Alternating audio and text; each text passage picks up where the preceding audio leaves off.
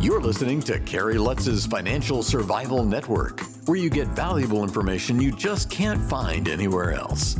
To thrive in today's trying times, you need the Financial Survival Network, now more than ever. Go to financialsurvivalnetwork.com and get your free newsletter and gift. Financial Survival Network, now more than ever. Welcome. You are listening to and watching the Financial Survival Network. I'm Kerry Lutz. Today is 1/17/2021, and it's time for another Triple Lutz Report. This is Triple Lutz Report number 487. Well, welcome back.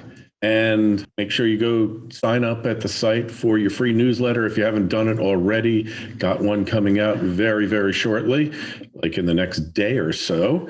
So please sign up, financialsurvivalnetwork.com. In any event, hey, got a huge outpouring of support from all of you out there in regards to my battle with COVID-19. Virtually completely healed. The only thing different about me is I weigh 17 pounds less. I can't gain any weight, even if I wanted to, which is kind of my fantasy for my entire life. But for now, I don't expect it to last much longer. I'm feeling great. I'm going to start working out again, hopefully tomorrow, the day after. I've been walking, trying to walk a mile or two a day, and things are really going great. So, because there was so much interest and so much outpouring of support, I just kind of wanted to go over the whole event again. Now it's been a couple of weeks since I've been out of the hospital, and just to let you know what I went through, and hopefully you can learn something from it. So I call it Beating COVID-19, my personal journey.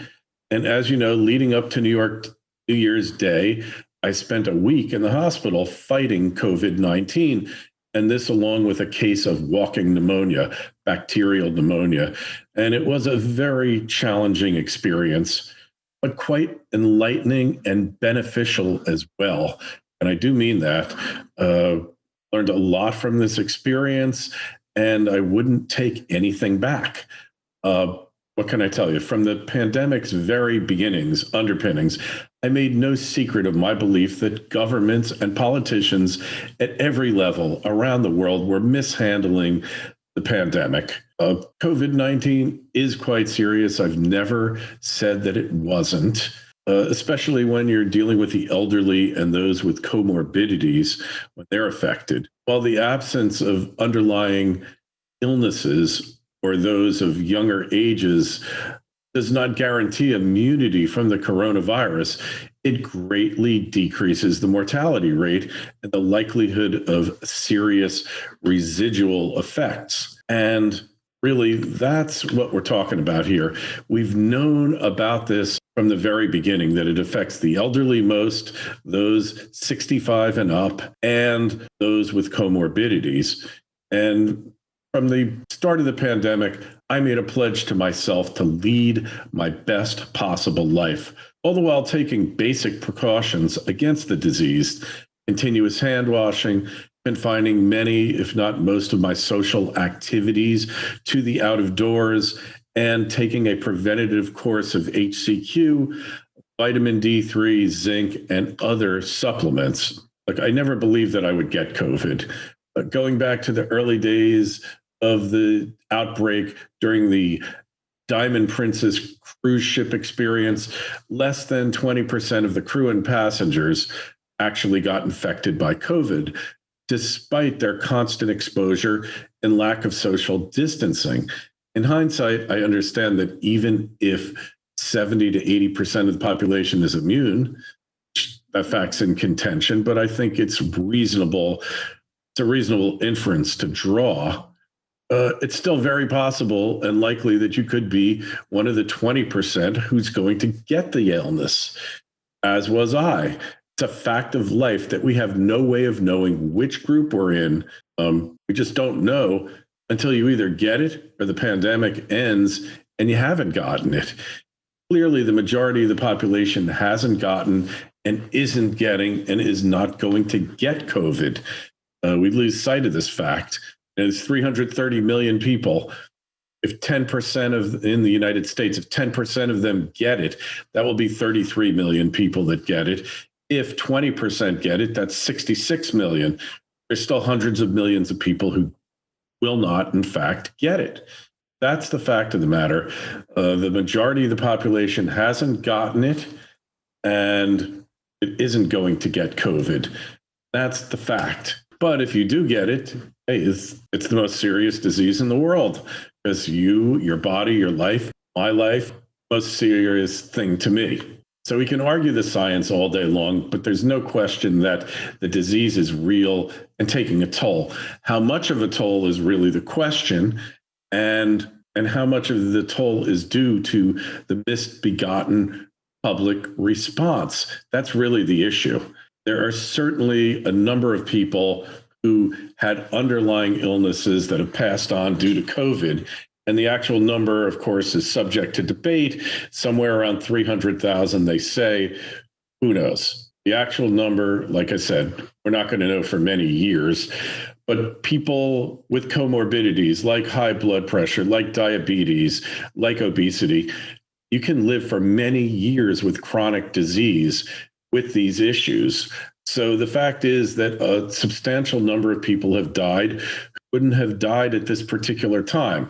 We can't really know when they would have. That's just beyond our knowledge as humans. But COVID, at least in its early stages, was the intervening cause of death, regardless of what the death certificates might indicate.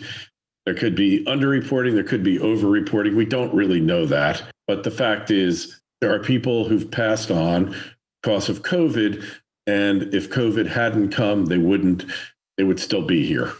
Don't just survive, thrive. The Financial Survival Network. Osino Resources is a Ross Beatty-backed gold exploration company in mining-friendly Namibia. Osino's district-scale land package is situated near 2 producing gold mines, one of which Osino's management team previously developed and sold to B2 Gold. Osino's founders and management are experienced mining professionals who have already successfully developed and sold 2 companies in the past 7 years. Osino has an excellent shareholder base, with Ross Beatty owning 20%, insiders 5%, and resource capital funds 8%. This is an exploration company with drills turning that you'll definitely want to pay attention to.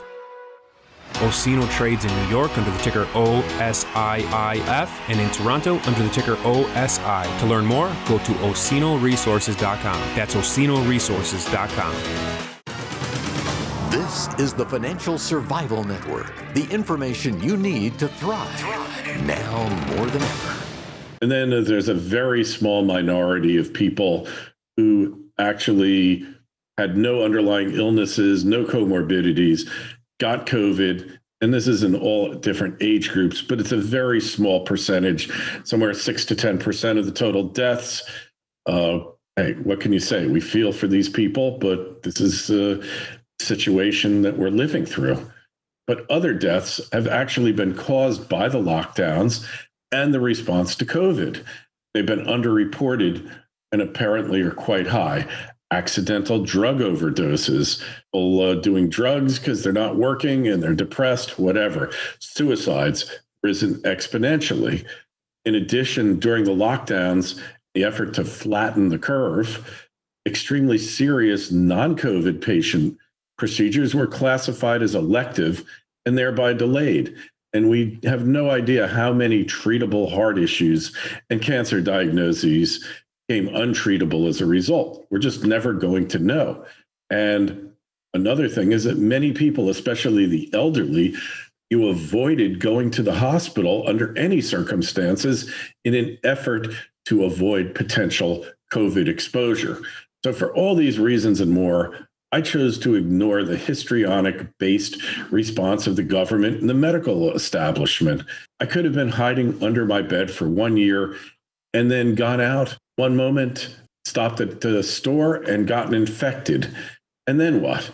I would have been no better off than attempting to live my life in a somewhat normal way for the past year. I would have wound up exactly the same. And in fact, a very close friend of mine had almost this very same thing happen to her.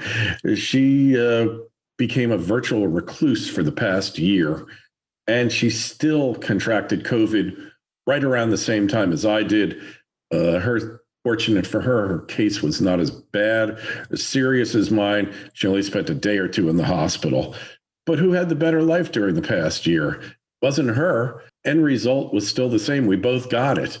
I enjoyed myself. I was active. I was doing what I wanted to do. She became a virtual recluse. Who had the better life for the past year? So thoughts of death. Based upon my age and health profile, I determined early on that I had roughly a 1% chance of dying if I contracted COVID. So that's 99 to 1. And those are pretty good odds. Insurance companies get very wealthy dealing with such risks. And in life, we're never certain what's going to happen. But I felt pretty confident that COVID was not going to be my demise. However, like Mike Tyson said, a plan is great until you get punched in the face. Illness and disease often take an emotional toll. And for me, COVID was no different. It was as if I was swimming in a sea of emotion. Even though the nurses and doctors assured me that I would likely make a full recovery, I was completely on an emotional roller coaster. And the first 2 days of hospitalization were definitely my personal low. My breathing was impeded, hindered, not terribly, but enough that it was very concerning. And I was psychologically very run down. Finally, I hit bottom and I was sure I was getting ready for the ultimate exit. And the nurse reassured me that even though I was on oxygen, I was receiving very little. My temperature was going down. My condition was stable. And finally, confirmation came in the form of an improving chest x-ray. And while I had gotten COVID, it was really the pneumonia that had slammed me. The actual COVID itself, I felt was pretty mild and it didn't really bother me that much. So as I improved, my breathing improved daily. COVID's low-grade fever went away. Every day, I'm feeling better and stronger. My blood pressure was very high during this time. But aside from that, my condition was improving. And finally, after 7 days, it was time to leave. And one of the best nights I spent in a long time was in my bedroom, watching videos and relaxing. So what were the lessons of COVID? Well, first, whether you have the mildest symptoms or almost none at all, treat any illness as if you have COVID. Contact your doctor or hospital immediately and start getting treated with antibiotics, perhaps antivirals, whatever they say. They're so good with the therapeutics now that they can get you on a regimen almost from the beginning, and you might not even have to ever go to the hospital. And I probably could have avoided hospitalization altogether if only I had acknowledged the real possibility that I had gotten COVID rather than being in my own personal denial about it, because the symptoms until the pneumonia set in were just exceedingly minor and intermittent. So look, the faster you get treated, the less likely you'll have breathing and other issues. When in doubt, just get tested and go for the rapid test. Get that rapid test. You'll know that much sooner if treatment is needed, and then you can start it that much faster. 1 or 2 days can make all the difference, especially if you're able to get those monoclonal antibodies that Trump and many people in his administration were able to get treated with, the Regeneron monoclonal antibody. More and more doses are going out. It looks like it's a real game changer. So if you're able to do it in the first day or two, you'll be out of there in no time. And look, next thing is don't panic. From my hospital experience, the vast majority of COVID unit patients are being successfully treated and discharged. And unless you have really serious underlying issues, comorbidities, the odds are high that you'll be walking out of there too. And really, that's the most important thing. Just use your head and stay optimistic. Finally, don't make my mistake, okay? I was taking vitamins, supplements, drugs to prevent COVID, but it's still possible that you can get it nonetheless. However, like I said, I would not have lived my life any differently during the past year. I do believe that vitamin D3 and zinc make it much more likely you're going to survive the experience.